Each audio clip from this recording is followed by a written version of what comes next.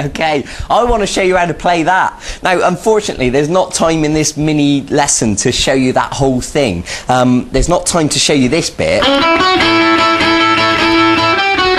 But there is time to show you this bit.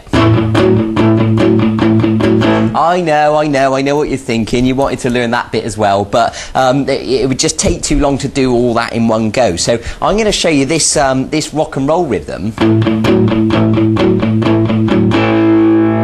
And that's really fun to play, and that's a lot of fun, and you can get people singing along to that. And if you want to learn the whole Johnny B. Goode song, then I suggest you go onto the website and find it on the archive, and there's a whole full-length video guitar lesson where there's time to explain the whole thing to you. Okay, so let's begin. I'm going to play this thing in slow motion through to you so you really understand what I'm doing.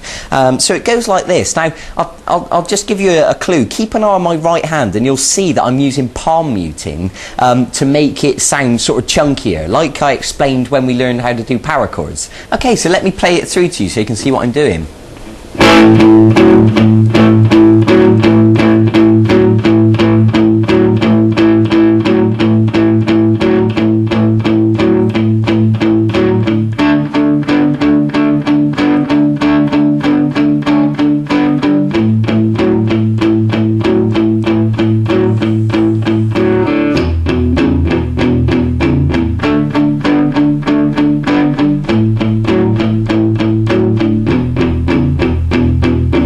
Okay, so that is known as a 12-bar sequence. You've probably heard of the 12-bar blues, and really rock and roll and blues are cousins. Really, blues is just a slower version of rock and roll. For example,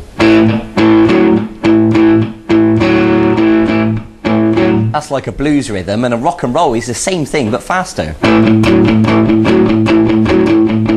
Like that, okay? So I hope you get the idea. So let me begin by explaining exactly what it is I'm doing. So if you take your first finger and put it on the 4th string of fret 2, and what I'm going to ask you to do is to pluck the 5th string and the 4th string. Now, of course, the 5th string is open at this stage, so it'll sound like this. Good.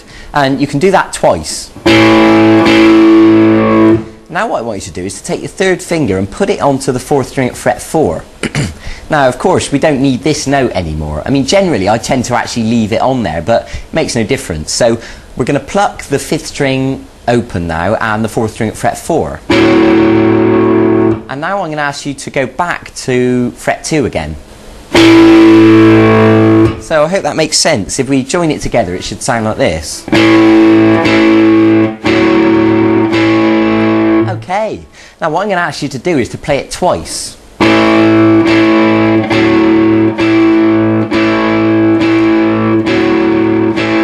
Okay, now listen carefully to me now. When you play it twice, that is 1 bar in length, because in music we call a length of music, we measure it in bars and beats. Now I want you to remember that that is 1 bar in length.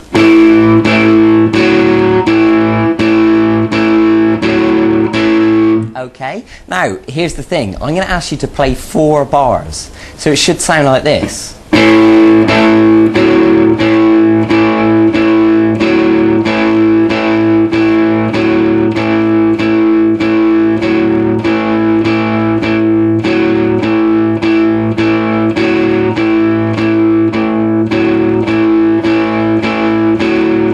Okay, I hope that makes sense. I think it does, because you can see the numbers at the bottom of the screen. Now, of course, when you speed it up, that'll actually go by really quickly.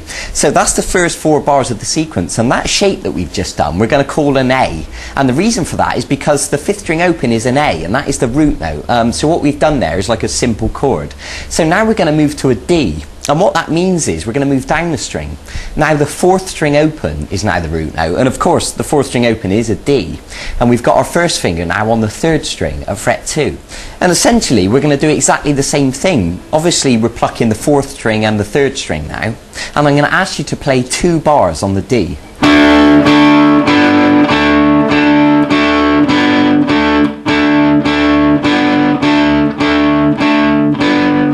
Good. So up to this point we've got 4 bars of A and 4 bars of D.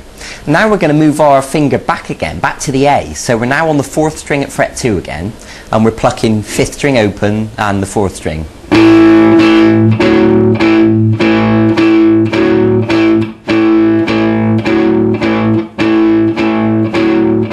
So that was 2 bars of A, okay?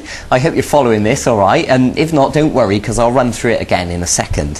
So what we're going to do now is go to an E, and it couldn't be simpler. You're just going to move your first finger to the 5th string, fret 2, and the 6th string is open, and of course the 6th string open is an E. So you're going to pluck the 6th string and the 5th string for 1 bar.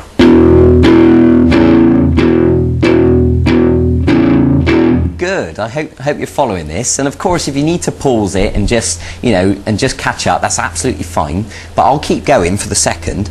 We're going to go to the D again now for another bar. So that's the 3rd string at fret 2 and the 4th string open, and now we're going to go back to the A for 1 bar, and then we're going to finish on the E for 1 bar.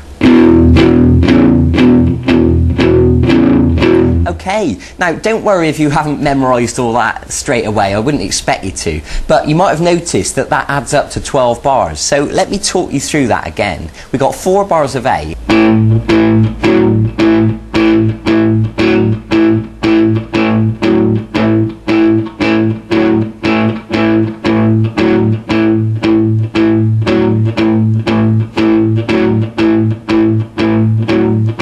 very good. And it might be worth me pointing out, you might have noticed I'm using palm muting. Remember we learned that when we learned the power chords. I'm touching gently with the palm of my hand, just on the strings a little bit, enough to dampen the notes.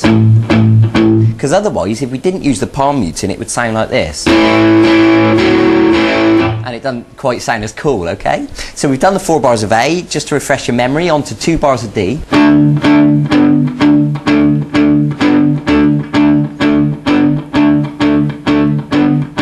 To 2 bars of A.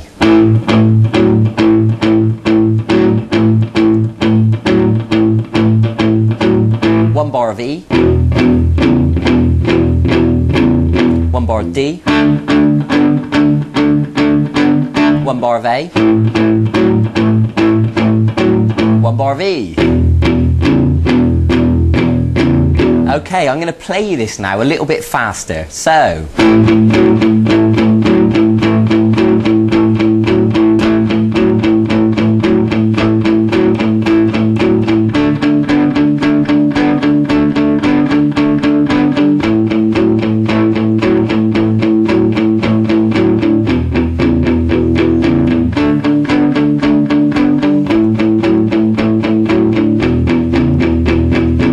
You can see that it sounds really cool once you get it up to that speed. So it's going to take a bit of practice for you to get it like that. You know, don't expect to get it perfect straight away. It took me a lot of time to practice and get it that smooth, okay? So be patient with yourself. I'm going to play it now at full speed so you can really get a feel for the energy.